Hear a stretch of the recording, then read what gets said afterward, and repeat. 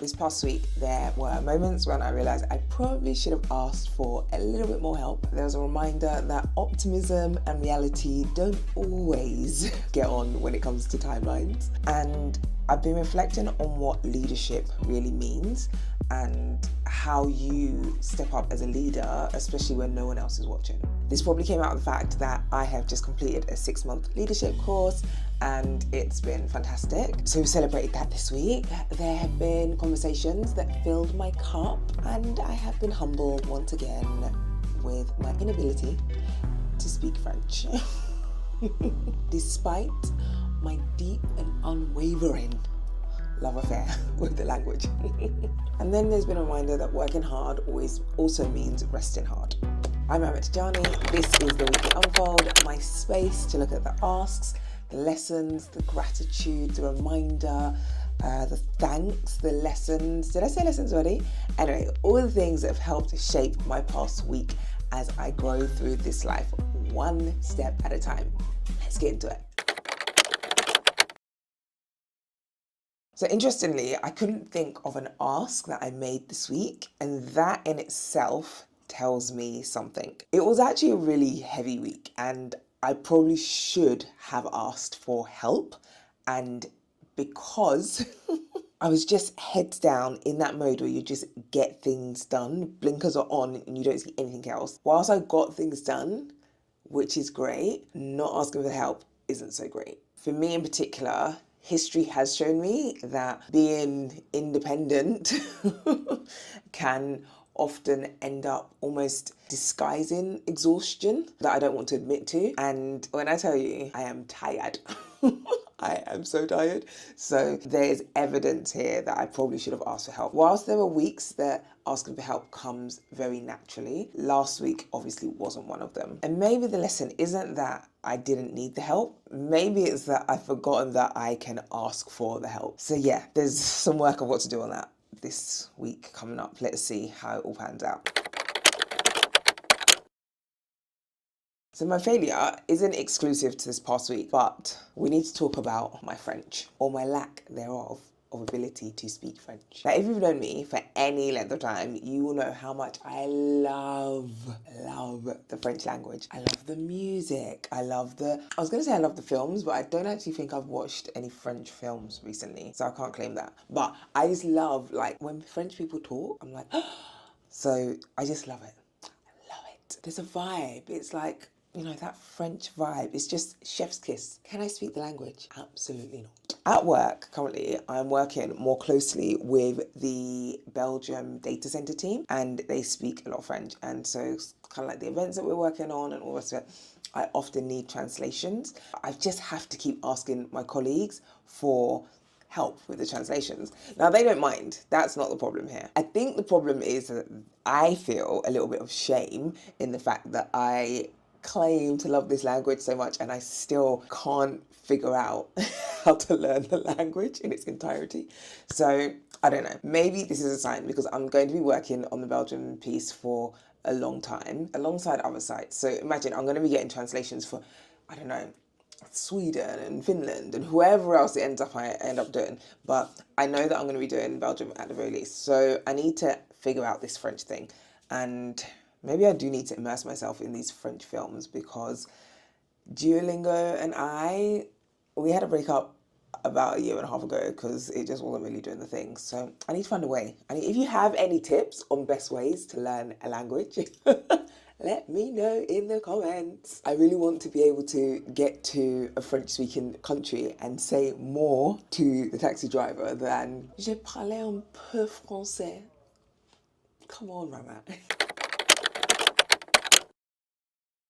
Always factor in more time, especially when you're doing something for the first time. I don't know about you, but I can look at a task and think, oh, this will just take me like an hour. 3 hours later, I'm looking around like, where did the day go? And I think it's because we are naturally optimistic. Well, I think I am naturally optimistic. I don't know about the rest of the world, but I am naturally optimistic. So I underestimate the complexity of a situation, the interruptions that might come along because life is life and in my current state, underestimate how tired I might be. So I'm not moving as quickly as I thought I would be. So I guess moving forward, I need to remember to add in that extra margin, because it's not even that I'm incapable, it's just life's when you least expect it to. So I'd rather add in the time and finish early than feel like I'm like constantly behind. And it's not a regular thing, but it has been my failure this week. A little bit, like there's been a few moments where I've said, "Argh." So this is a good reminder to add in the extra time, add in the buffer, people, add in the buffer. Leadership really does start with you. So many people are excited about leading others and supporting others and inspiring others. But if you were honest with yourself, would you follow you? Would you trust you? Would you want to be managed by the version of yourself that currently exists? Would you trust that person to keep promises, to act with integrity, to rest when they need to, and to show up when necessary? Be honest with yourselves, be honest. Because the conversations that I've been having this past week around leadership in particular, I've been saying a lot that leadership starts long before the titles, before anyone comes and gives you this title. You are a leader. It starts with you. It starts with that self-leadership.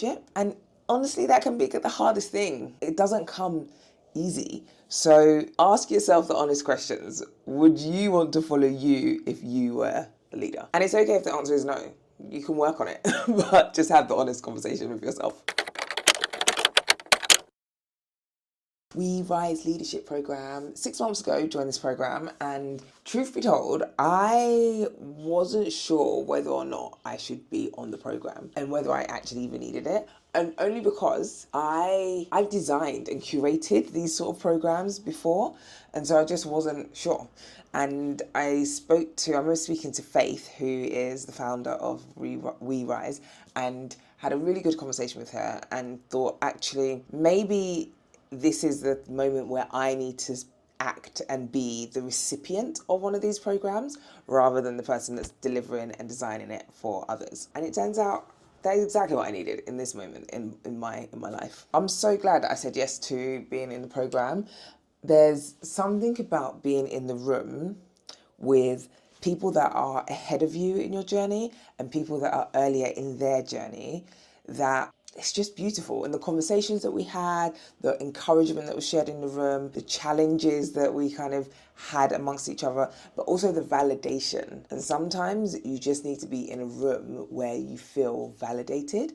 And those rooms that we were in across these 6 months, validation was top notch. So a massive, massive thank you to Faith and Evoke, who were running the show in the background and keeping things going. A massive thank you to the leadership coaches that showed up across the different sessions to kind of give us their knowledge and impart their wisdom on us. A massive shout out and thank you to the other cohort members who also completed the program. Let's see if I get everyone's name. Savannah, Fenton, Stacey, Rim, Matembe, Daniel, Bismarck, Gabriel, forgetting someone, Gabriel, Samuel, did I say Chioma? I think that's everyone. If I forgot anyone, I'm sorry, didn't mean it. But a massive shout out to everyone, because it was great to be in the room and space with you all, holding space and trusting each other to hold that space for each of us. So yeah, really appreciated it. Really appreciated it, and thank you for being on the journey with me. We did it, and what a gift it has been.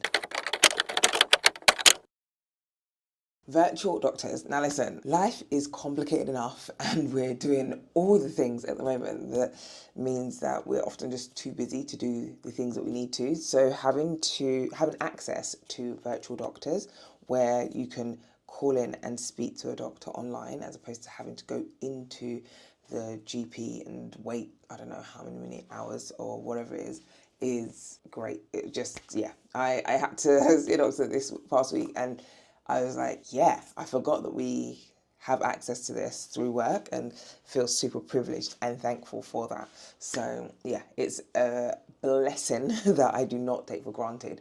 It feels like such a simple thing, but sometimes it's simple things that are actually the biggest things. So super grateful for access to that service. Candy chats. Thank you to Zara, to Dion, to Winnie, just for the conversations that I've had with them all over the past week or so. And I don't know, you know those conversations where you just don't need to explain yourself. They get it. You can laugh, you can process, you can share your thoughts, and I don't take it for granted. I think because with each of them, I am in a similar space for various reasons. So whether it's the creative space that we're in or the work that we do or whatever it might be, I'm going to sneeze. Excuse me. Yeah, we're in this space together. That means someone understands the perspective you have, and not many people often understand the perspectives you have because they're in a completely different field or they just don't understand that kind of work. So I just really appreciate having those conversations, and I don't take it for granted. These good conversations sometimes feel like medicine, so I've been getting my fair share. About to enter week 25 or 52. Is it week 25? I think it's week 25. If it's not week 25, my bad, but I think it's week 25 or 52.